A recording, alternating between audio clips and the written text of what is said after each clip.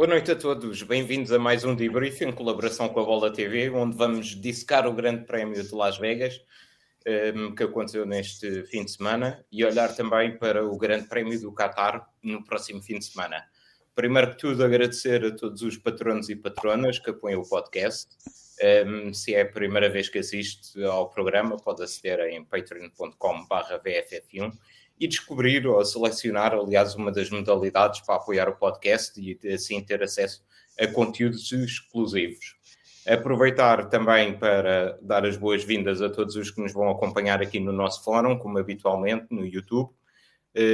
Como referido, este fim de semana tivemos o Grande Prémio de Las Vegas, foi a antepenúltima prova da temporada de Fórmula 1, ficou marcado pela desclassificação da McLaren, que deixou aqui tudo em aberto para as duas últimas corridas da época. Comigo tenho o Pedro Filipe e o Alexandre Carneiro. Boa noite a ambos. Começo por ti, Pedro, para pedir os teus destaques positivos e negativos deste Grande Prémio. Olá a todos, boa noite. David, antes de mais eu queria te pedir desculpa porque pode suceder esta noite ou nesta transmissão. Peço já desculpa pelo Alexandre, antecipadamente. Mas vamos ao que interessa. Portanto, este podcast pode ser um dos highlights do fim de semana. Portanto, fiquem atentos porque isto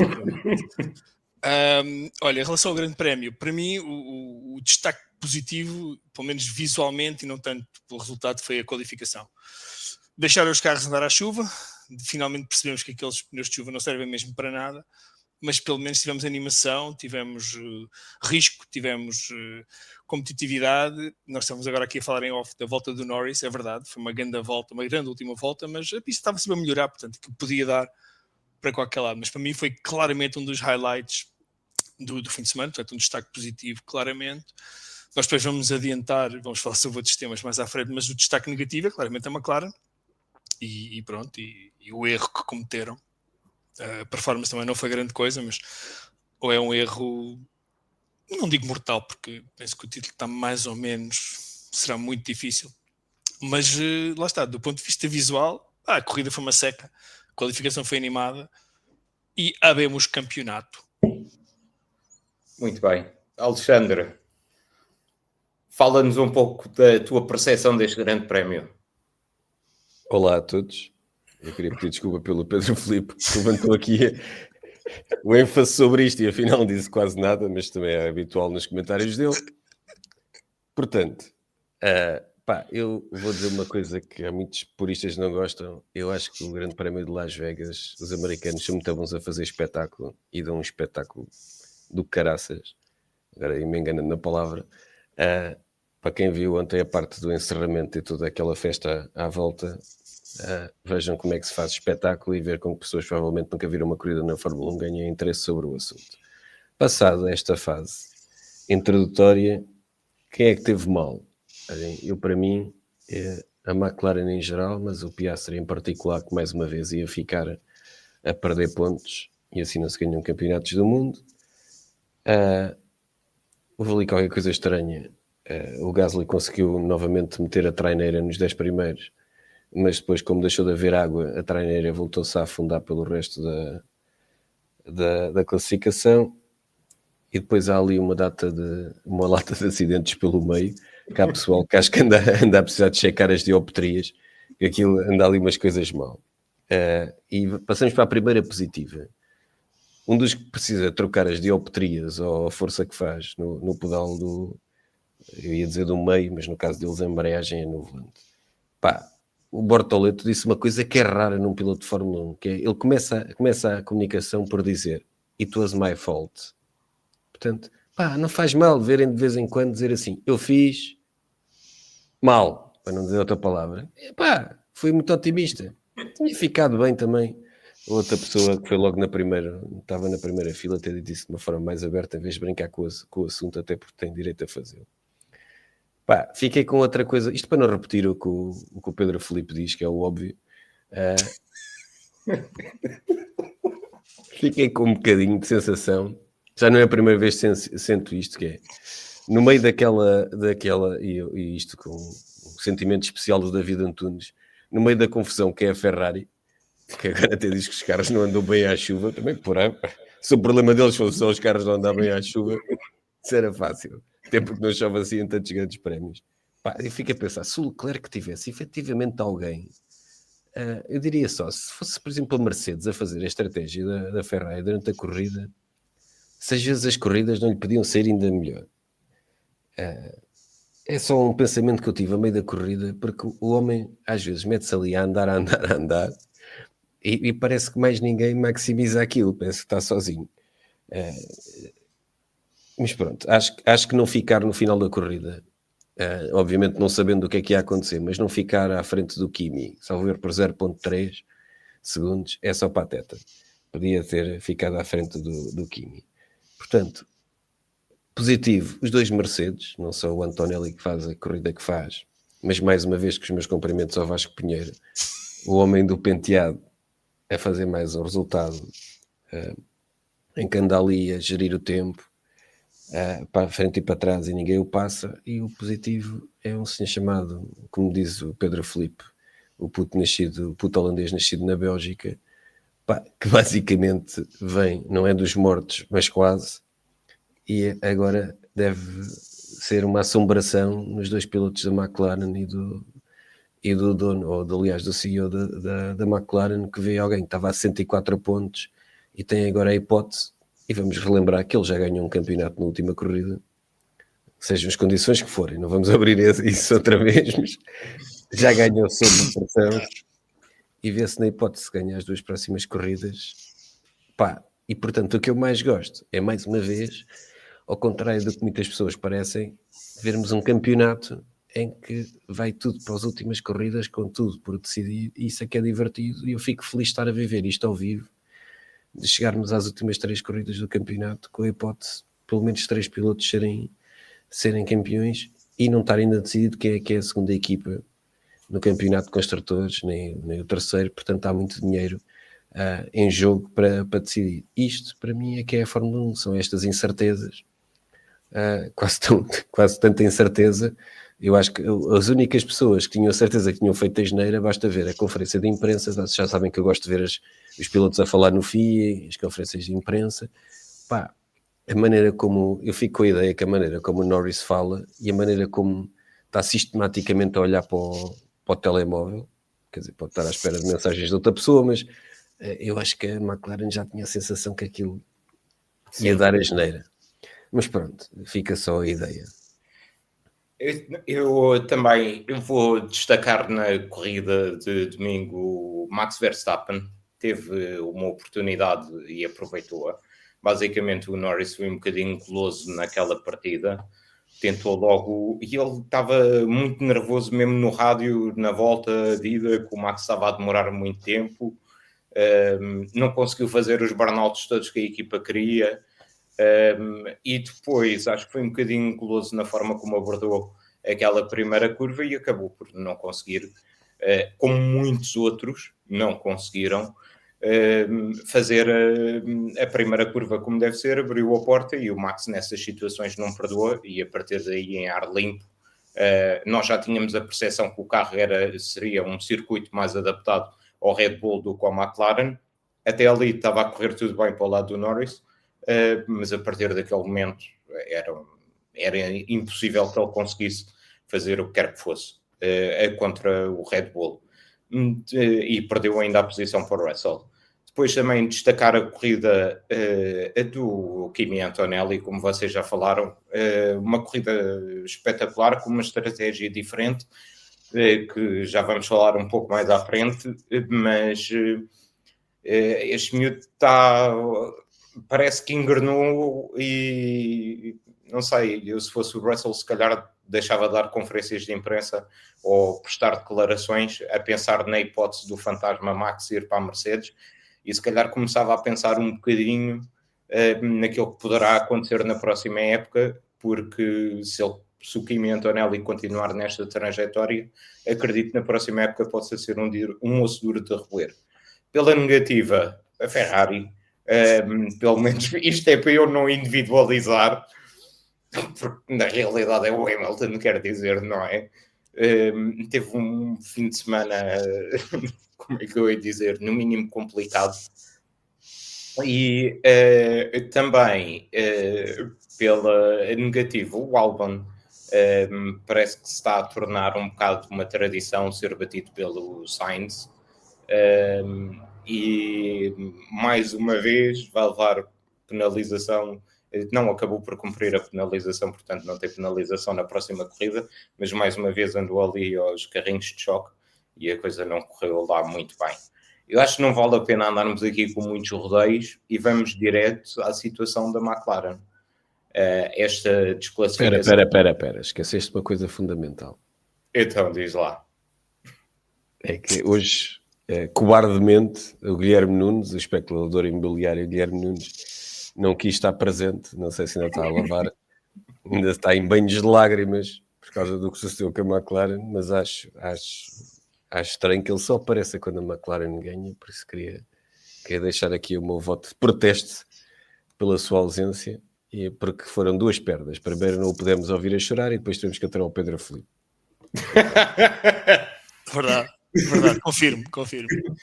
Apoiado, subscrevo o voto de protesto parece que ele está em parte incerta. Compreendo perfeitamente, também passei 2 semanas por isso, portanto compreendo perfeitamente.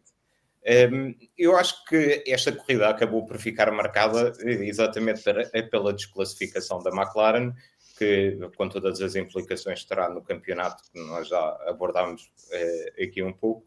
Eu fico um bocado com a sensação que se calhar o maior beneficiado foi o Piastri, porque depois de um fim de semana em que mais uma vez foi batido pelo companheiro de equipa, acabou por sair lá aos mesmos 24 pontos de distância do Norris.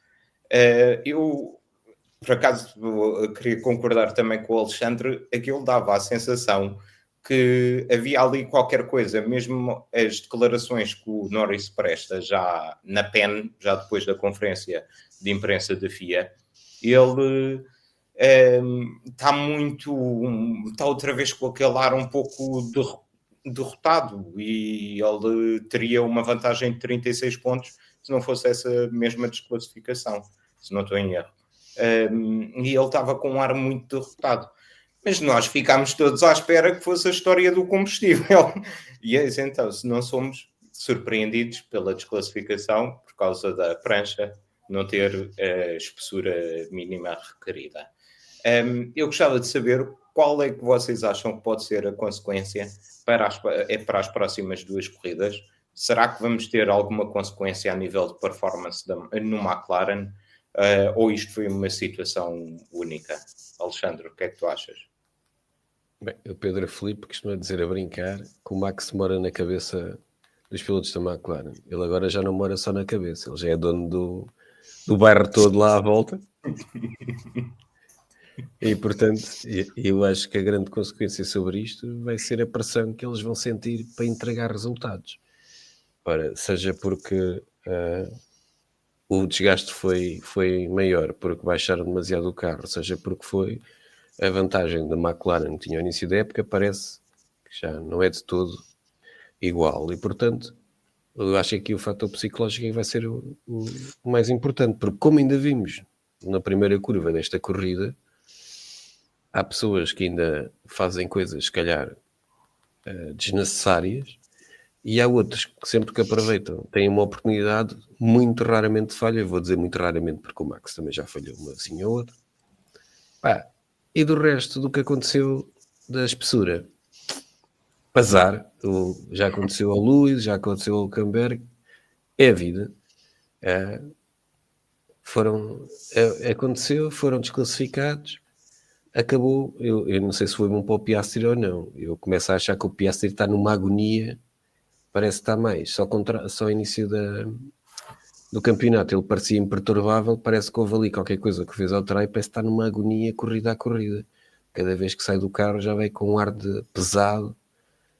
Se repararem a forma como ele saiu do carro desta vez, parece que o homem traz o mundo em cima dos ombros. Na realidade já não traz.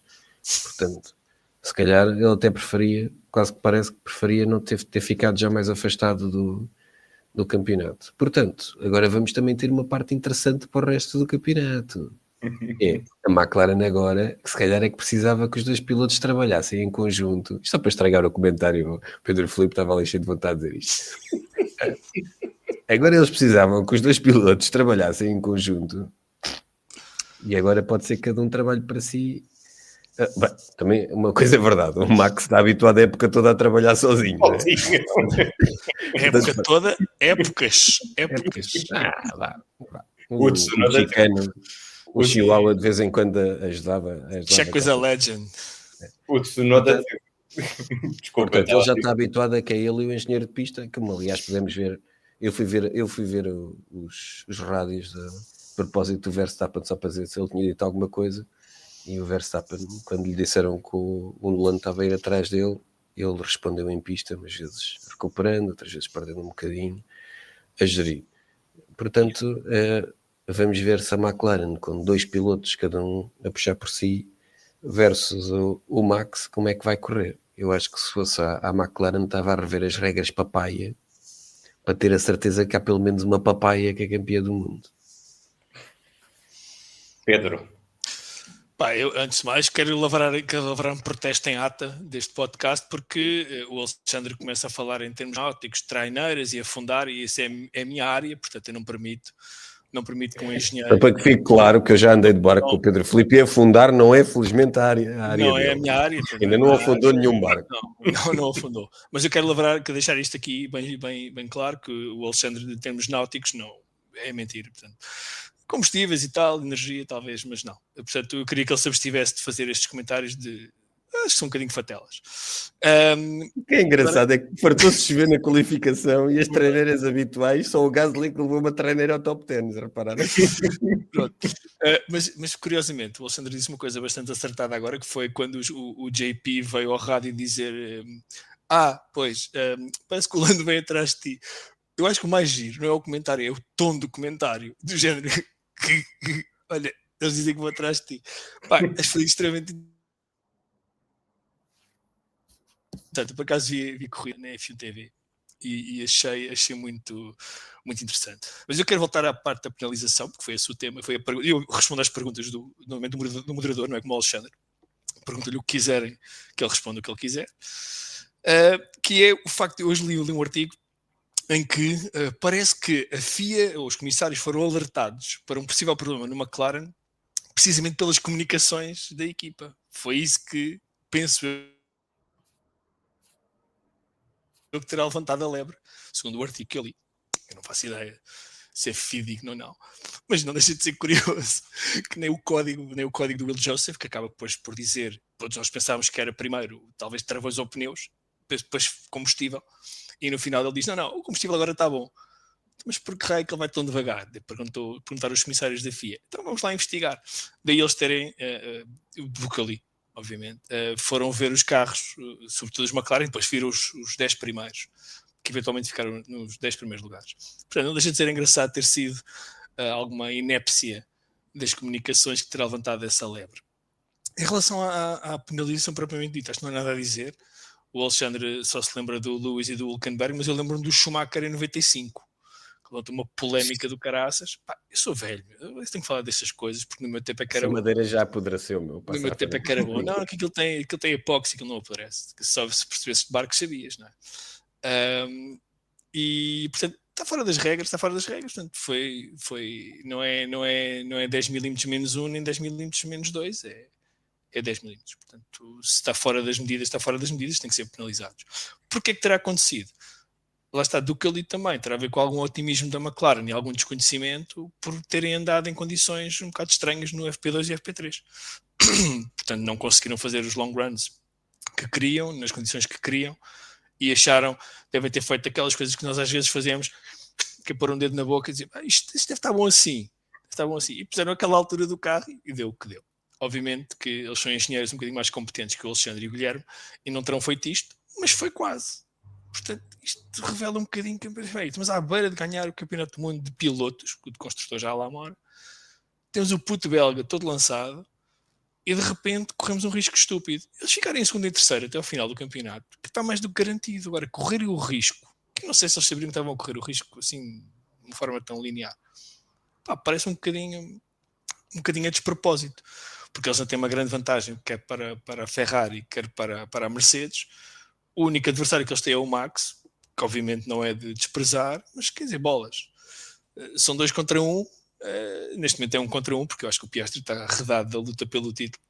Na minha opinião, está arredado da luta pelo título. Acho que a McLaren tem que escolher, tem que fazer uma escolha de uma vez por todas, porque já não dá, a não ser que haja uma hecatombe com o Lando Norris na próxima corrida, que eu tenho uma faringite ou tenho algum problema num dos polegares das mensagens que vai enviando. Eu acho que eles têm que fazer uma escolha, e acho que neste momento o melhor, o cavalo em que tem que se apostar, passa a expressão, é o Lando Norris, porque penso que o Piastri mentalmente está acabado, precisa se calhar de um life coach ou de um driver's coach, ou qualquer coisa, coach que o tire desta fossa. Não uma pessoa como o Alexandre, porque não está lá para te ajudar, não esquece isso, não. Estaria lá só mesmo para te pôr para baixo, eu que o digo, né? Estamos aqui a trocar galhardetes. Portanto, eu penso que a penalização é no mínimo amadora. Acho que não é uma coisa que logo nos 2 carros acho um bocadinho amadora. As declarações é que são amadoras, porque quando dizem que na corrida houve muito porpoising, ou mais do que estavam à espera, se todos os carros, se houvesse mais carros com o mesmo problema, se calhar eles teriam razão. Claro. Foram só os McLaren, não sei quantos carros é que se viram todos ou não. Mas se o senhor engenheiro não tivesse... Foram os 10 primeiros. Se o senhor engenheiro não tivesse interrompido, eu já estava a chegar à parte das declarações. Não, eu estou a dar tempo ao nosso moderador de se organizar. Parece um dos Ferraris. Eu só estou a ouvir. Ótimo. Então vamos lá. Esse logo é uma miltonete. Repara que ainda nunca mais lá chega. Tá vendo? Nunca mais lá chega. Eu por acaso...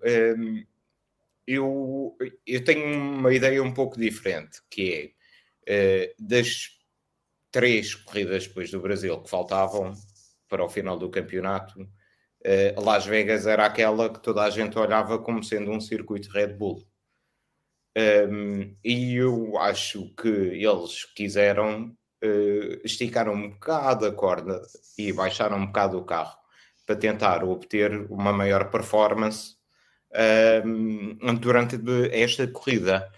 E alguma coisa correu horrivelmente mal quando, a partir da 5ª volta, estão a pedir ao Norris para fazer lift and coast em 2 curvas, e depois, passado 2 ou 3 voltas, já passa a 3 curvas.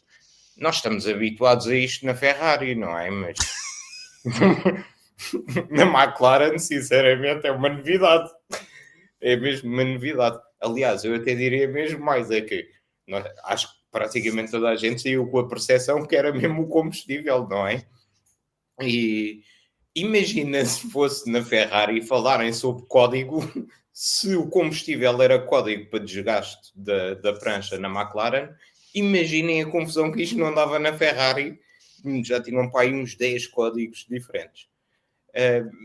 Agora, aquilo que acho que é mais difícil para o Norris aceitar, porque lá está, como já referido, um circuito onde não teria grande hipótese, em que na época passada ficou em 5º ou em 6º, conseguiu fazer um fim de semana positivo, mitigar um pouco ali as perdas para o Max, e saía já praticamente com pelo menos uma mão no troféu, porque no Qatar não precisava de nada muito extraordinário. Aliás, continua a não precisar, mas evitava estar sobre esta pressão para as próximas 2 corridas.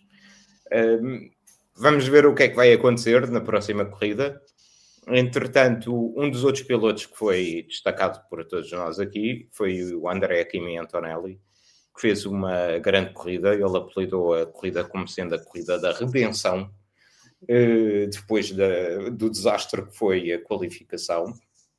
E saiu de 17º, acaba por herdar um pódio. Alexandre, o que é que achas desta performance do Antonelli este fim de semana? Eu acho que ele está a ter o papel de um rookie, não é? Porque ele já teve falhas durante a época e depois mostra para que é que apostaram nele para ter o lugar. Eu já disse aqui várias vezes que acho que andam a chegar demasiado cedo à Fórmula 1 e não altera, mas ele demonstra a razão porque quase saltou a parte do escalão antes da Fórmula 1 para chegar aqui. Ele conseguiu ir poupando, conseguiu ir gerindo a distância e convém relembrar que as pessoas que vinham atrás dele durante grande parte da corrida, um era o segundo, ou era o segundo na classificação do Campeonato do Mundo, e o outro senhor chama-se Leclerc, que tem quase tantas vitórias na Fórmula 1, e agora quantas pole positions é que ele tem, já não sei, mas são quase tantas como a idade de certeza que a soma das pole positions das vitórias dá mais do que a idade do Antonelli. Isso é de certeza. Portanto, acho que vimos porque é que ele foi promovido rapidamente à Fórmula 1. Não sou tão partidário como tu de que o Russell precisa estar preocupado. Se ele não estava preocupado quando tinha um heptacampeão do mundo ao lado, não vai ser o Antonelli que o vai preocupar, e acho que isto não é ser mau sobre o talento do Antonelli. Eu acho que o Antonelli, se for esperto, até aprende com o senhor do penteado que tem no paddock, na box ao lado, para perceber que as coisas ganham-se com consistência e não é só com ganhar 13 ou 10 lugares no campeonato. Portanto, ele até pode aproveitar para aprender o que é andar ali numa corrida, e várias que o Russell já fiz este ano, de andar sozinho a ganhar pontos e a fazer. Portanto, se o António mantiver a velocidade de aprender a fazer isto, pelo menos em 80% das corridas, já vai ficar à frente do Piastri no Campeonato do Mundo, de certeza. Pedro, como é que avalias o fim de semana do Antonelli? O fim de semana não pode ser considerado totalmente positivo devido à hecatombe que houve na qualificação, não é? Quer dizer, que é um fracasso enorme. Mas lá está, como diz o Alexandre, e bem, em alguma coisa o Alexandre acerta, como os relógios avariados, estão certos 2 vezes por dia. O Antonelli é claramente uma aposta ganha, e eu concordo com o Alexandre, agora mais a sério, eu concordo com o Alexandre que eles chegam muito cedo à Fórmula 1, chegam numa idade, tudo bem, já podem tirar a carta, etc, mas a maior parte deles, os que chegam, não podem sequer alugar um carro, não sei se vocês sabem disso. Mas é uma aposta ganha no sentido em que não desiludiu a Mercedes, portanto, continua a ser o melhor rookie mais bem classificado, mas também é o que tem o melhor carro, obviamente, de todos os que se estrearam este ano. É um miúdo que é humilde nas palavras, é engraçado até como a maneira como se comporta, como fala, como faz as declarações. Acho que o time principal dele podia aprender umas coisas com ele. E para mim foi fantástica a estratégia que ele utilizou. Ele terá ganho ali, como ele parou debaixo de um virtual safety car, terá tido ali uns segundos de benefício, obviamente, porque ia tudo muito mais devagar, mas mesmo assim acho que foi uma estratégia brilhante, acho que correu mesmo muito bem, por pouco, porque ele teve aqueles 5 segundos de penalização devido ao carro ter-se mexido na grelha. Ele diz que não deu por isso, mas lá está, 1 milímetro na prancha, 1 milímetro na roda, bom, a penalização tem que ser justa, até porque aqueles são sensores que medem, já não é o olho humano. E depois na corrida foi fantástico, quer dizer, aguentou com aqueles pneus. Ele tem uma declaração, acho que teve a conversar com os pneus nas últimas 20 voltas, deve ter tido uma daquelas conversas estilo o Vasco Santana com o candeeiro, a pedir para eles aguentarem, e o que é facto é que eles aguentaram. Lá está, um misto de sorte misturado com algum talento e alguma determinação, deu isto, e depois lá está, depois herdou o pódio, mas isso faz parte das corridas. Ele não tem culpa que os engenheiros da McLaren que apertaram a prancha se tivessem distraído uma celebridade que passou lá em frente à boxe, não é? E aquilo tenha ficado com uma volta a menos no parafuso. Agora, lá está, uma andorinha não faz a primavera. Ele já cometeu muitos erros, já cometeu algumas falhas, promete, obviamente, mas lá está, nós estamos todos à espera de todos os anos apareça um Max, todos os anos apareça um Lewis, todos os anos apareça um Alonso, e não é verdade. Portanto, isto é quase geracional, temos de ter um bocadinho de paciência. Ele é muito bom, obviamente, mesmo muito bom. Não sei o que é que o George Russell pensa em relação a ele, porque eles até não respiram o mesmo ar, porque o George Russell tem mais uns 30 centímetros do que ele, portanto o ar é um bocadinho mais rarefeito onde a cabeça de George Russell habita. Mas sim, mas é obviamente que vai ser sempre uma ameaça, mas eu acho que a grande ameaça ao George Russell é o mercado de pilotos, e a condição do Red Bull no ano que vem. Essa é a grande ameaça do George Russell. O resto, eu acho que qualquer adversário num carro, ele não se intimidará propriamente. Mas o André Kimi Antonelli, para mim, foi o homem da corrida, a par do Leclerc. Já podemos falar da Ferrari, porque acho que o Leclerc fez uma corrida simplesmente espetacular, mas já lá vamos. Mas claro que o Max tem que ser enaltecido, e hoje não podia ser eu a começar a falar do Max, porque senão iam dizer que eu era um infiltrado qualquer das Maxines. Mas obviamente que o Max, lá está, eu estou contente de estar vivo, de ver um piloto deste calibre a conduzir e ter visto Ayrton Senna, num Prost, Max, Alonso, Lewis Hamilton. Quer dizer, eu estou feliz de estar vivo, de ter visto estes todos, portanto não sei a malta mais nova o que é que pensa. É verdade. A mim, por exemplo, o que me impressionou com a corrida do Antonelli foram aquelas voltas em que ele conseguiu meter os 5 segundos já com os pneus com muito... creio eu. Uma décima para o Leclerc. Exato. Já com os pneus com muito desgaste, teve ali cerca de 10 voltas a ser pressionado pelo Piastri e pelo Leclerc, e depois a forma como ele conseguiu ir buscar esse tempo, achei particularmente impressionante. Obviamente que ele começou com uma estratégia de macios. Para a terceira volta, aproveita o Virtual Safety Car virtual, e depois anda sempre para ali. Também teve vantagem em ter rodado muito desse tempo em ar limpo, e se no imobiliário, como o Guilherme bem saberá, é location. Na Fórmula 1 é clean air. Nos dias que correm. Vamos então passar aqui à Ferrari, que estavam sob brasas depois das declarações do presidente. Atenção, não é o CEO, é o presidente da Ferrari, em que veio dizer que os pilotos deveriam conduzir mais e falar menos. Pedro Filipe, era este o fim de semana que o Elkann tinha em mente quando prestou aquelas sábias declarações a semana passada? O Elkann calado é um poeta. Eu só queria dizer isto. Ele caladinho, aquilo é um poeta. Não, obviamente que não. Nenhum fã da Ferrari queria este fim de semana. Obviamente que o Lewis Hamilton, mais uma vez, foi uma desilusão. A performance começa logo pela qualificação. A corrida não foi assim completamente má. Teria ficado em 10º. Portanto, recuperando 18º, não seria completamente uma tragédia. Mas lá está, uma qualificação à chuva. Um piloto que nos habituou a ter performances brilhantes à chuva desde o início da sua entrada na Fórmula 1. E de repente, aquilo parece que não é sobre brasas, aquilo é sobre gelo. É completamente... E lá está, eu estou a dar este ano de barato ao Lewis, e para o ano vou pedir os recibos todos e vou querer resultados e vou exigir mais. Este ano, as minhas declarações de há 7 ou 8 corridas atrás ficam para a posteridade, porque... não sou como o Alexandre, eu pelo menos falo com algum conhecimento de causa, não começo a inventar coisas.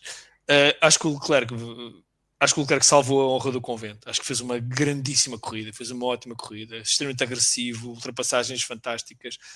O tempo que ele esperou para ultrapassar o Berman foi ótimo. David, desculpa lá. Mas realmente acho que teve muito, muito bem. E depois no fim, pronto, menos, não chega a 2 décimas a distância dele para o Kimi Antonelli. Poderia eventualmente ter ido ao pódio, vejam bem. Lá está herdando os dois o lugar do Norris, porque o Piastri creio que estava atrás dele. Não estava atrás dele, não estava. Não estou enganado, quando foi desclassificado estava em quinto. Não, estava à frente. O Piastri estava à frente do Leclerc quando foi desclassificado. Eu acho que ele estava à honra do convento, mas lá está, eu acho que o problema da Ferrari não são os pilotos, sinceramente, não acho que sejam os pilotos. Acho que tem uma estrutura extremamente frágil, tem uma estrutura técnica, como tu próprio disseste, David, no início da época, quem é que vai desenhar o carro? Ninguém sabe bem quem é que desenhou aquele carro. Se foi o filho da porteira, se foi o filho da porteira que teve uma conversa com o engenheiro-chefe numa noite de copos e saiu aquele SF25. O que eu acho que eles podiam fazer era uma coisa muito simples, que era trocar a equipa do WEC por esta. e se calhar ganhavam alguma coisa, porque acho que aqueles tipos, eu vi hoje uma manobra de estratégia do WEC da Ferrari, que eu não tinha visto, eu não acompanho o WEC, uma manobra de estratégia nos boxes, pá, uma coisa espetacularmente brilhante, e a coisa correu lindamente, e ganharam a corrida de Spa, creio eu, por causa disso.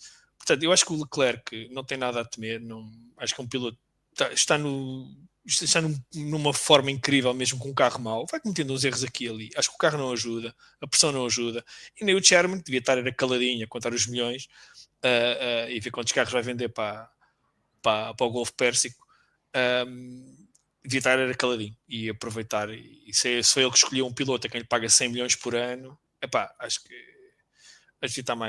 devia ser mais recatado. O resultado acaba por ser muito bom, pronto, e temos luta até ao fim, acho que entre a Ferrari e a Mercedes, a Ferrari e a Mercedes, não é? A coisa não está ainda bem decidida. Sim, depois, mas a Red Bull, lá está, a Red Bull está Max só dependente, não é? Porque também podemos falar não vamos falar do Tsunoda porque ele não fez nada de relevante, portanto, para mal do Alexandre. Eu nem sequer vou pôr o Tsunoda nos negativos porque é um não existente, portanto é um 0 à esquerda. Mas acho que o Leclerc tem que ser posto, para mim, ao nível do Kimi, como homem da corrida e uma performance espetacular, pelo menos daquilo que eu consegui perceber. Pá, o Lewis Hamilton, pronto, para o ano, lá se vê, para o ano é que é. Não me resta muito mais. Agora, acho que ele tem que mudar claramente a maneira como fala com a imprensa e a maneira como se dirige às pessoas, porque acho que é uma falta de respeito muito grande. Aquele tipo de lamúria calimérica a mim incomoda-me. Como fã dele, incomoda-me bastante, mas pá, pronto, é o que temos. Alexandre, o que é que achaste deste fim de semana da Ferrari? Deixa-me só dizer que não deixa de ser engraçado que o Leclerc fez muitas ultrapassagens e o Piastri fez 2, salvo erro, mas deve haver um problema com o ar sujo atrás do Mercedes, porque eles fizeram ultrapassagens, mas quando chegaram atrás do Mercedes do Antonelli, aquilo, o Piastri disse que não conseguia, o outro também já não conseguia ultrapassar o Piastri, não sei qual é que era o problema, houve ali uma normalidade atmosférica. Eles também chegam lá com pneus no estado diferente, não tinham pneus propriamente em bom estado para estarem E é um Mercedes. E o Antonelli tinha. Recentes, mas eram mais recentes os pneus. Pá, está bem, mas é um Mercedes. Não... Bem, sobre a Ferrari, eu por acaso, eu acho que o presidente, o chairman da Ferrari fez o que tinha a fazer, que é tentar também desviar um bocadinho a atenção, porque ele é chairman da Ferrari, não é gestor da carreira dos dois pilotos da Ferrari. Portanto, tenham eles razão ou não, eu não acho que quando contratas um piloto como, para mim, vai ser de certeza um dos melhores pilotos de sempre da Fórmula 1, fazer o comentário como no final desta corrida que foi mais um fim de semana mau. Não me parece que é isso que se espera quando se contrata um piloto como ele, portanto eu acho que os comentários dele, que já muito bem falaram a semana passada, em minha opinião só pecam por faltar ali uma pequena parte, dizer que da parte da Ferrari também havia mais trabalho, e eu acho que neste momento tem um piloto que devia ser a alma da equipa, ou o líder, e que parece derrotado todas as corridas e como se fosse igual, e tens do outro lado tens um idiota motivado que é o Leclerc, às vezes faz-me lembrar o Mansell, que era o Piquet, chamava-lhe, era só para falar do Piquet, que era o idiota rápido, não é?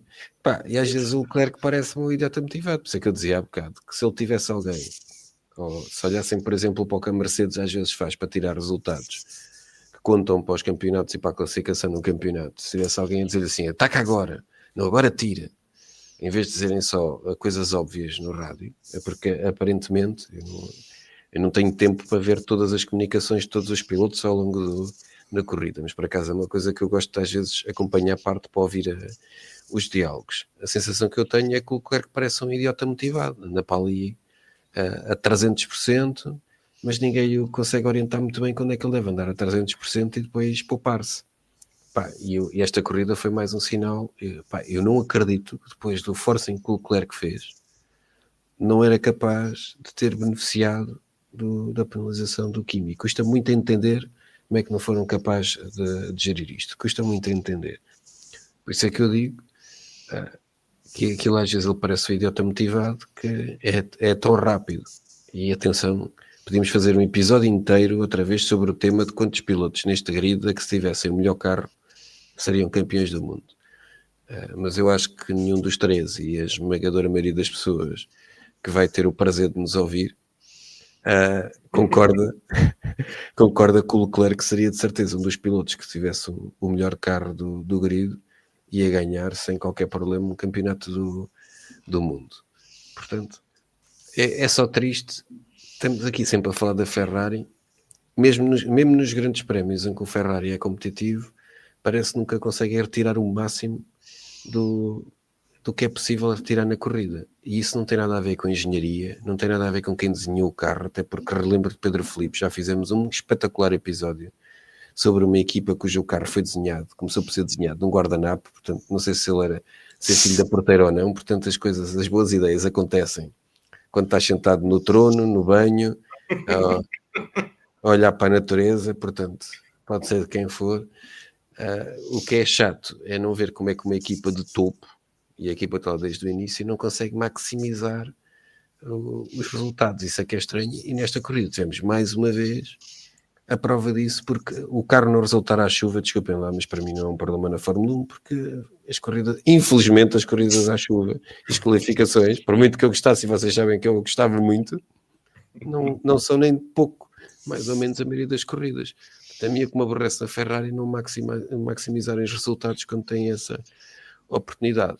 E se calhar o Sherman, e volto a dizer que não achei assim tão despropositadas as palavras dele, devia começar era a preparar uma estatuazinha ao idiota motivado, porque se não fosse o idiota motivado não havia pódios este ano para a Ferrari.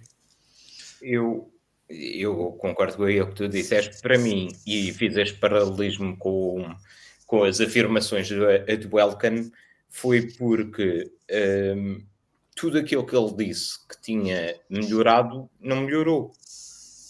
E para mim esse é que é o problema da Ferrari. É que quando temos um piloto que já está lá há 4, 5, 6 anos, Paul Leclerc, 6 anos, 2019, e diz que desde que chegou que continua a ter o mesmo problema com o carro, com o piso molhado, é grave.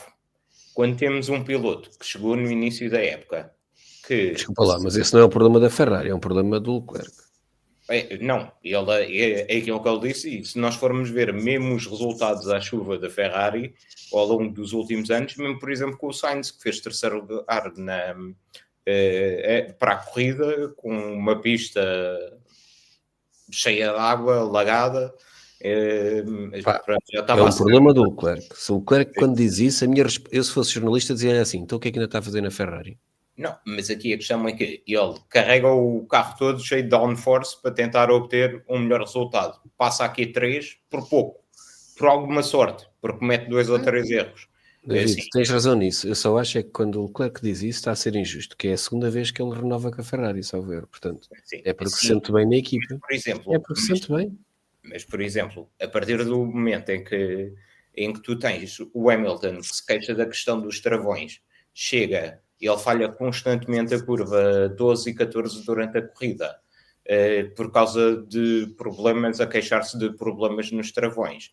Quando tu tens um Hamilton que sai das boxes, é surpreendido com um carro atrás dele que não estava à espera, porque não é devidamente informado, é porque há um problema na organização e que ele preferiu fazer de bode expiatório os pilotos. Eu podia estar aqui a dar na cabeça ao Hamilton a noite toda, mas fez de bode expiatório os pilotos em vez de olhar para os problemas e resolvê-los. E eu acho que esta corrida acabou por pôr a nu os problemas que ele decidiu ignorar.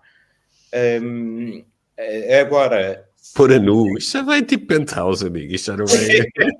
Las Vegas, pá. Aquilo é Las Vegas. Quer dizer. É que, para além disso, eu também acho um bocado estranho, porque o Hamilton está a ser o piloto, tem sido desde 2022. O Hamilton está a ser... Ele estava à espera do quê? É um piloto que já foi referido que não se adaptou a este tipo de carros, a esta geração, e está a ser o piloto que ele contratou na época passada. Achei que ele estava à procura de uma solução milagrosa e só revela o desconhecimento dele em relação ao desporto, à Fórmula 1, que achava que resolvia os problemas todos, contratando um 7 vezes campeão do mundo.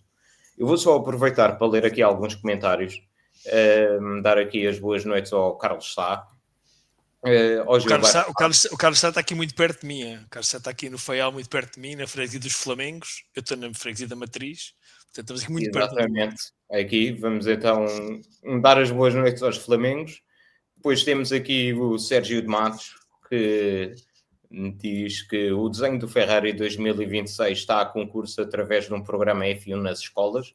Os finalistas são o Jardim Infantil do Sobral de Minta, Montagraço, e o 2+3 de Freixo de Espada e o 2+3 Freixo de Espada à Cinta. É possível. Não sei se o Vassa se inscreveu em alguma dessas escolas para ter alguma hipótese de vitória neste concurso. Eu vou só abordar aqui um tema muito rapidamente, em que foi, na primeira curva, tivemos vários incidentes, aquilo quase que parecia bowling, e houve um que me chamou alguma atenção, que foi a questão do Liam Lawson, que dá um bate-rodas com o Piastri, e o Piastri, que estava em vias de conseguir ganhar 2 posições, acaba a perder 2. E ele, no fim da corrida, perguntaram-lhe, e ele demonstrou algum desconforto por ter sido uma situação algo idêntica à do Brasil e de ter sido penalizado com 10 segundos, e que nesta corrida não houve nenhuma penalização para o Lawson. Pedro, achas que o Piastri tem razão para se sentir algo injustiçado? Eu acho que ele tem razão para se sentir injustiçado no Brasil. Acho que é aí que temos de nos focar, porque aquilo é um incidente de corrida. Este, obviamente, é muito semelhante, não é igual, mas é muito semelhante. Mas lá está mais uma das incoerências, daquelas que para nós é difícil de perceber, mas lá está, nós temos acesso a tudo, à telemetria, onde é que estava o pedal, qual era a força, em que sítio é que ele estava, quando é que bateu. Mas eu quero, antes disso, dizer uma coisa. O Alexandre acabou de dizer a expressão idiota motivado 8 vezes. Portanto, ele, não sei se ele está a jogar para bingo ou para linha, mas eu acho que já temos título do episódio. Até porque idiota motivado é aquilo que ele normalmente me chama a mim, porque eu realmente sou mesmo um idiota que tenho assim umas saídas um bocado parvas. Posto esta parte pessoal, eu acho que lá está, as situações não são iguais, são semelhantes, mas mas lá está, revela mais uma vez a incoerência do Colégio de Comissários, a incoerência das penalizações. Temos outra vez comissários na pista ou perto da pista, novamente, quer dizer, como tivemos no México, faltas de comunicação entre as equipas, entre as equipas, portanto, entre os comissários e a direção de prova, portanto, um assunto que se repete novamente. A primeira curva, quando o Lando Norris faz aquela peripécia na primeira curva, tentar jogar um jogo que ele não sabe jogar, isto é a mesma coisa que eu agora tentar falar de combustíveis com o Alexandre ou de bom senso com o Alexandre. Não é possível, é um desporto que ele não pratica. O Lando Norris vais por aí, porque quase tudo o que falaste comigo não vais conseguir. O Lando Norris tentou na primeira curva fazer aquilo que o Max é perito a fazer, que é acabar ali com a corrida dos adversários, fazer um bloqueio, fazer uma manobra de tal maneira agressiva, sem tocar, que acaba por desmotivar qualquer um. E o que o Lando Norris, que já estava à frente, quis fazer, foi exatamente isso. É só parvo, portanto, não faz sentido. Depois temos o torpedo de Bortoleto, não é? Que também resolveu refazer o Aston Martin do Lance Stroll, e que deixou os dois ali logo na primeira curva. E depois temos o Liam Lawson, que faz essa maldade ao Oscar Piastri. A primeira curva é a primeira curva. A primeira volta, aliás, a primeira curva da primeira volta é sempre possível isso acontecer, mas é a falta de coerência, não é? A falta de coerência nas penalizações, a falta de coerência até nas análises que se fazem. Tive a ouvir alguns jornalistas a falar sobre isso. Parece que lá está o peso das camisolas, neste caso a cor dos carros, e lá está, eu acho que a McLaren também com um carro horrível daquela maneira, daquela cor, nem sequer merecia ser campeão do mundo, pesa que a análise é feita de outra maneira, e eu sinceramente não consigo entender. Vou continuar a bater nesta tecla e bater no ceguinho, acho que nenhum de nós percebe, mas pronto. Agora, acho que o Piastri, lá está, não é por isso, não é por estas decisões que o Piastri está na posição em que está. Ele está ali por culpa própria, desde o Azerbaijão, que vem numa queda livre brutal. Mas lá está, acho que tens razão, acho que é daquelas decisões difíceis de entender, aquelas penalizações que, mas espera aí, mas aquele foi, este não é, mas que raio, o que é que se passa? Mas talvez o Alexandre, como tem uma mente... Exatamente, Alexandre. O Alexandre tem uma mente mais complicada de perceber. Eu gostava só de dizer que o Lawson disseram-lhe: tens que meter um McLaren fora de pista. E o gajo enganou-se no McLaren e não meteu nenhum fora de pista. É isto é que é estranho. Isto é que é estranho. Mas a maior coerência das penalizações tem sido a incoerência. Portanto, eu não sei porque é que estamos surpreendidos. Eu não disse que estava surpreendido. Eu acho que, mais uma vez, honestamente, se no Brasil o Leclerc não tivesse ficado fora, o Piastri não tinha sido penalizado. É a sensação que eu tenho. Que a consequência não afeta a penalização. Exato, mas eu continuo a achar que a consequência afeta a penalização. E façam o que eu digo, não façam o que eu faço. Acho que é um bocado o princípio. E houve vários exemplos de dioptrias a mais nesta corrida. O Albon também lhe faltou ali uma dioptriazita ali. Outra vez. Quando a bola rolou ao Miltonete. O Albon, quando lhe dá para... Quando é fim de semana, não, é para esquecer. Eu estava a ver que ele ia dizer que era porque não tinha rádio e tinha acertado no Hamilton. Só faltou... O gajo disse que a falta de rádio, o gajo no final da corrida, a falta de rádio foi desculpa para tudo. Só faltou também para aborroar o Hamilton. Se é preciso dizer, olha, cuidado com esse Hamilton. Eu acho que ele estava a tentar acordar o Hamilton. Acho que ele estava a tentar fazer um favor à Ferrari. Estava a dar-lhe um empurrãozinho. Olá, pá. Anda lá, dá aqui um bocadinho de luta que é para fazer. Eu vou pegar aqui no... Não sei se viram o Gasly também a dizer, por isso é que eu gosto que às vezes, desculpa só interromper-te, David. Não, à vontade. Isto nem era divertido, se já estou a interromper-se o moderador. O Gasly no final, quando lhe pergunta, mais uma corrida não correu bem, ele vira-se, pois não correu bem, não sei se reparou o que aconteceu na primeira volta, logo na partida, não é? Não sei se reparou que eu ia sossegado ali, em décimo e alguém me fez andar a fazer um 360, não sei se reparou. Ficou virado ao contrário e, aliás, andaram os dois Alpine, tiveram... mas pronto, o Colapinto é normal. O Colapinto e o Tsunoda têm um campeonato entre eles. Ficaram os dois com danos na primeira curva. Mas o que não deixa de ser, o que eu acho é que começa a faltar... eu percebo da parte do politicamente correto. Mas eu às vezes parece que nós vimos uma corrida diferente de alguns jornalistas que fazem perguntas no final. Parece que vimos uma corrida diferente. Perguntar ao Gasly, não lhe correu muito bem, a sua prestação não foi tão boa, ele viu a minha prestação, na primeira volta o que aconteceu. É um facto que pode acontecer e pode ser o beneficiado na próxima corrida. Agora, houve alguns erros estranhos nesta corrida. Houve carros que desistiram, que é uma porra, embora nenhum deles por avaria. O que é... Foi tudo da primeira volta, quase. Foi tudo da primeira volta, acho eu. Eu acho é que nós também somos levados e provavelmente também quem decide é porque nós falamos sempre muito das decisões e das penalizações que influenciam os pilotos de topo, ou melhor, os pilotos que andam a disputar os lugares de topo, e esquecemos que lá atrás também existem batidas e existem coisas que às vezes até penalizam equipas para quem um ponto pode ser muito, muito importante, e acontecem várias e nós não damos a mesma importância à falta de coerência nessas decisões. Reparem que o Hülkenberg consegue, antes na penalização já conseguia um pontinho, e foi-se passando pelos pingos da chuva, não é que tenha feito uma má qualificação, que até fez uma qualificação bastante, mas foi andando ali pelos pingos da chuva e graças aos embates dos outros ia fazer ganhar mais um pontinho porreirinho, só porque basicamente conseguiu-se manter em colmo destas... Bem, se ele mantesse em colmo e continuar a Fórmula 1 e conseguir um pódio ao fim de 2 décadas, portanto, também é verdade que ele é especialista nisto, mas